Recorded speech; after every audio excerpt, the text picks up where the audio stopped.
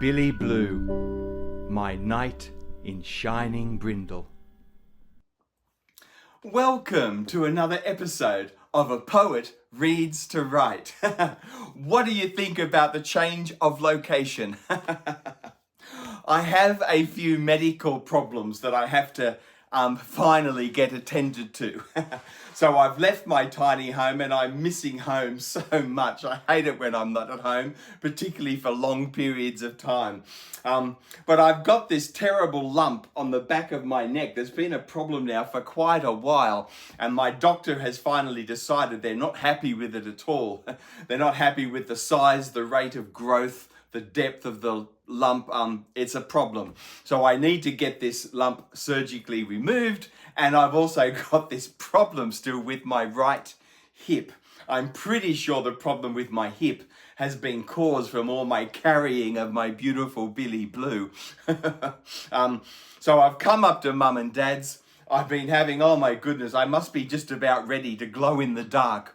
I've been having scans, x-rays, CT scans, ultrasounds on both the lump on my neck and on my hip to try and find out what's going on with both of them. And I am booked in early next month to get this lump removed from my neck. And tomorrow I'm back to the doctor. I've had all the scans on my hip. Tomorrow I'm back to the doctor and we'll see what the doctor recommends. I'm hoping that it's just, physiotherapy and a cortisone injection. I don't want to be mucking around with hip replacement surgery or anything like that. So we will see. I'm hoping, as I said, it's just physiotherapy and a cortisone injection or two. We'll see what the doctor says tomorrow. But at least I am finally on top of things and getting things seen to. Oh boy. The great thing about being up with Mum and Dad, of course, is that I have again access to Glenbrook Lagoon. Mum and Dad live in the lower Blue Mountains, just west of Sydney here in New South Wales. And where they live in Glenbrook, Blaxland, there is this magnificent lagoon which is surrounded, it's a beautiful wetland area, and it's surrounded by this small stand of remnant native eucalypt forest bush. So it's just the most miraculous place to walk Billy, and to have my heads up in the clouds with the birds, because I'm a mad twitcher. I just love birds, wild birds. So it's just a wonderful place to walk Billy 2 or 3 times a day, for sort of 30 to 40 minutes, just walking around this lagoon. I bought myself a walking stick so I can hobble around the lagoon with my Billy. But my Billy, he can't poop unless he does a walk. So I might be hobbling and I might be in a fair bit of pain while walking with this right hip, but I have no choice. I have to walk him. The other good thing about being up at Mum and Dad's, of course, is it's on a concrete slab, the house. So there are no stairs anywhere. So I'm just walking in and out of the place. Everything is much easier. And while I still am walking Billy, I am at least, I'm not carrying him at all. So my hip is getting some rest. It hasn't really improved at all, though, in the last 2 months while I have been resting it and trying to do the right thing. So it is a bit of a pickle, but I'm hoping tomorrow when I go to the doctor, it is just physiotherapy and a cortisone injection. And as I said, I am on top of things finally with this lump on my neck as well. I've had it, biopsied and ultrasounded, and I've got CT scans and one thing and another. And I'm booked into the hospital early next month to get the lump removed. And that should be fairly straightforward. I won't be spending any nights in hospital. I've already made that clear. I'm not having any nights apart from Billy. So we will get the surgery done in the morning. I'll recover in the afternoon, and they've already agreed that I will be released to come home to be with my Billy Blue in the night when I have the surgery on my neck. So we're on top of things. But walking around the lagoon, of course, I've found it really difficult since I've been up here the last couple of weeks. I have found it very difficult to concentrate and to clear my headspace so I can be writing Hounded, that autobiographical verse novel that I'm currently writing, or to do much reading. I just haven't had the headspace to really be able to do anything much. But walking around the lagoon with Billy has really got me back into my natural history. And I've been rereading this beautiful book. Tim Lowe is this wonderful Australian ornithologist, bird scientist. And he's written this magical book called Where Song Began.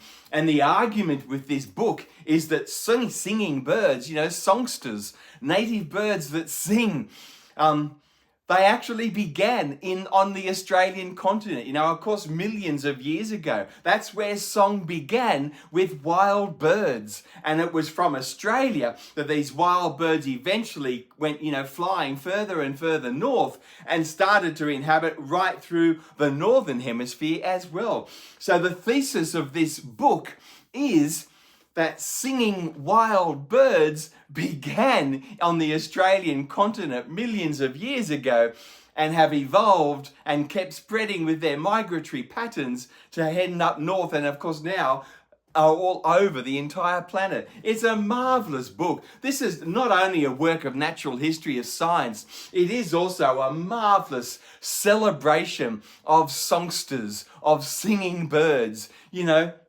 whether they be kookaburras or wattlebirds or, all sorts of other small honey eaters, meat-eating birds. In Australia, a lot of our eagles, hawks, kites, a lot of them have the most amazing vocal range. Australia's native birds are an incredibly rich vocal group. And I just love wild birds. They're fantastic. So walking around the lagoon with my Billy, it has really inspired me to get back to some of these incredible books. And I've been, as I said, as well as looking at Graham Pizzi, who's my incredible ornithologist who wrote my wonderful bird identification book. And I've been watching, oh my goodness, there are these nesting little azure and sacred kingfishers I've been spotting in a couple of trees at different places around the lagoon. Seeing these small azure and sacred kingfishers, oh my goodness, what a treat to see them every day and to see how the nest site is going. I've been seeing them taking food back to the young, and it's just been absolutely marvelous. So, walking around the lagoon, it's inspired me to get back to books like this. I haven't been able to read anything serious in terms of Hounded, because I'm currently reading Homer's The Odyssey and other works of, travel, quest, migration to do with the Odyssey, because that's where I'm up to with Hounded. I just haven't had the headspace. I suppose, I know what's happening with my hip and my neck. They're quite minor procedures, but they do worry me and they plays on my mind, and I haven't really been able to clear my head to do any serious work while I've been up here. I haven't done any of my book reviews. I've put everything aside, but I have been able to return to treasures like this. Tim Lowe, Where Song Began, this marvelous celebration of wild singing birds. Oh, I love this book. Another book that I've been reading. This is a book by an Australian natural historian called Barbara Triggs. And this is a marvelous book that she wrote called Tracks, Scats and Other Traces, a field guide to Australian mammals. So how do you identify animals from the footprints they leave behind, from the poops they leave behind? So scats, tracks and other traces. Scats, of course, is another word for poo. So I've been also looking at this, and as I walk around the lagoon, looking at different animal footprints and the poops that have been left behind by wild, bandicoots or little wallabies and things like that. I've been looking at this to try and identify some of the animals that I've been walking after. Because most Australian animals, of course, come out more at night. Most of them are nocturnal. They hide away during the heat of the day, of course. So I don't usually see much in the way of animals on my walk other than birds. But I can certainly see the scats, tracks and other traces. This is just a marvellous book to read. It's a lot of fun, and what a title. Barbara Triggs, you're a genius. I thought today with this video, since it is a bit of a medical update in some ways, I thought I might read a couple of poems to you. This is from my first book called Sweetened in Coals. This is a work of nature poetry. When I did my PhD at Wollongong University, I was always referred to as their dirty little nature poet. So this book, my first book, is a collection of nature poetry.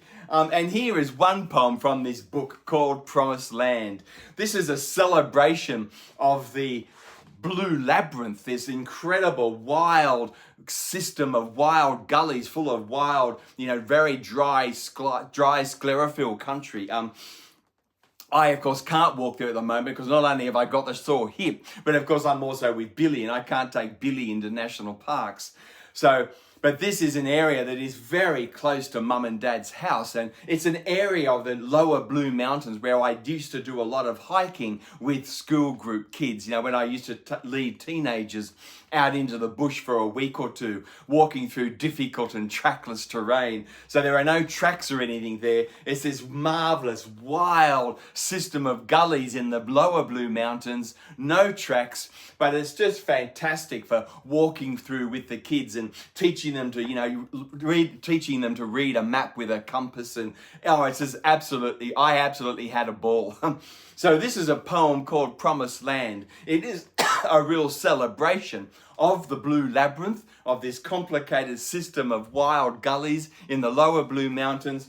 But it does also have a bit of a post-colonial and ecological edge to it. A little bit of there is some regret in the poem about all the damage that we've done, not only to the bush, but also, of course, to the Darug people, the first Australians whose custodianship this whole area, was under.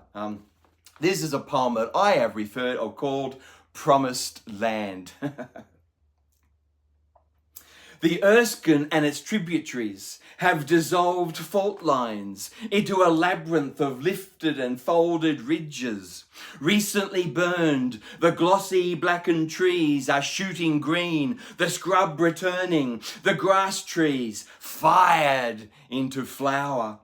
Commanding ground, Nebo Point and Pisgah Rock stand like towering Lamusu. Bell miners chiming at their feet. At Pisgah, past the Attic Cave, a navigable track bends down to Monkey Ropes Creek, the land of Gad, a gully sheltering stands of coachwood, turpentine and sassafras. Epiphytes sunbake in the catwalk canopy, and sundews cluster among lichens like miraculous wounds.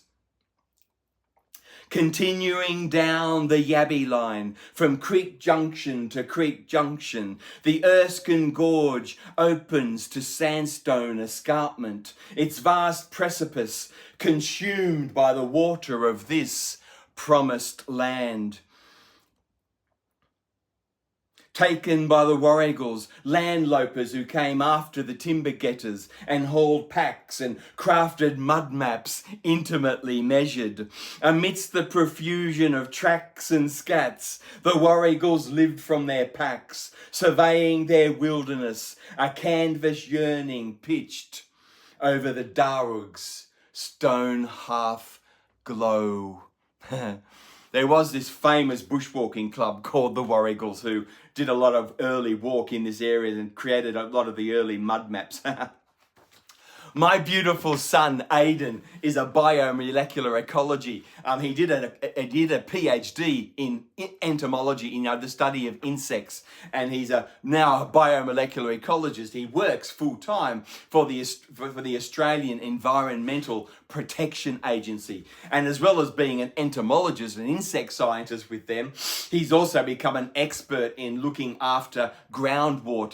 Taking measurements and samples and working out if there are any contaminants, where the contamination has come from and what to do about it. So as well as working as an entomologist, an insect scientist with the EPA, he also works as an expert on looking at groundwater samples. And this is a poem I've called Habitation, set again here in the lower Blue Mountains.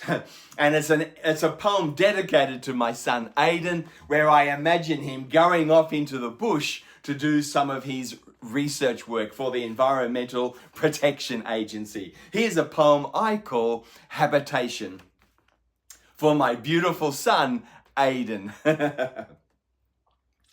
Remaindered to the rocky, steeper edges of farms, rainforests are a straggler's fig host, slipping through our fingers, even as you trudge waist deep through barbed cycads and vine thickets, past giant stinging trees and Moreton Bay figs with lianas wreathing canopies like carpet pythons festooning the way.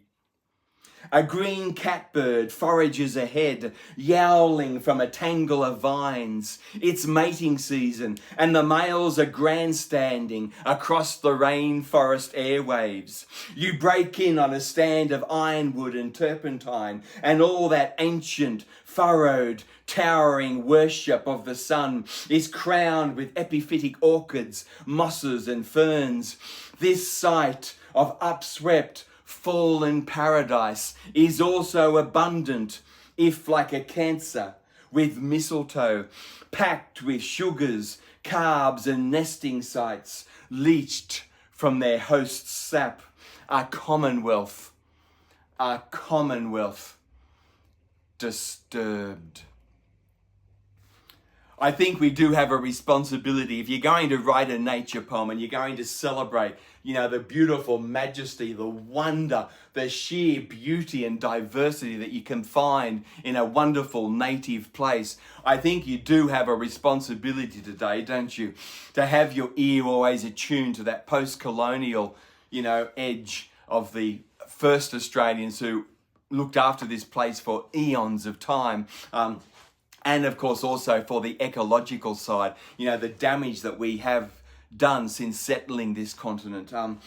So my poems of place, yes, they are hopefully wonderful celebrations of incredible scenic and natural beauty, but they do also have an edge of sorrow, of remorse, of regret for the damage done. And I do want to pay homage and, respect for the first Australians who looked after this place for so many eons of time, and it is still under their custodianship, or should be today. So they're just a couple of poems from my first book of poetry called Sweetened in Coals. I am up here living with Mum and Dad. I've got more medical tests tomorrow. Tomorrow I go and see my doctor about my hip and get the results of all the x-rays and ultrasounds I've had on my hip. So tomorrow I should get a management plan, hopefully, for looking at my hip. Hopefully, as I said, it's just physiotherapy and some cortisone injections. I'll see tomorrow. Then Wednesday I've got to get another CT scan done on this lump on my neck before I can go up to this hospital on early next month to get it operated on and removed. It really does my little head in having two things go wrong at the same time. I'm juggling all these appointments and having Mum look after my Billy, and it's all a little bit much. So I don't really have a good headspace for reading much at the moment. So the videos I make at the moment will be something like this, sort of medical updates, and maybe looking at some of my earlier nature poetry of place, since I am living up in the Blue Mountains at the moment with Mum and Dad and walking Billy around that wonderful Glenbrook Lagoon. I'm going well. Billy's going well. And I hope you're going well as well. That's a lot of wells, isn't it? Thank you. And bye for now.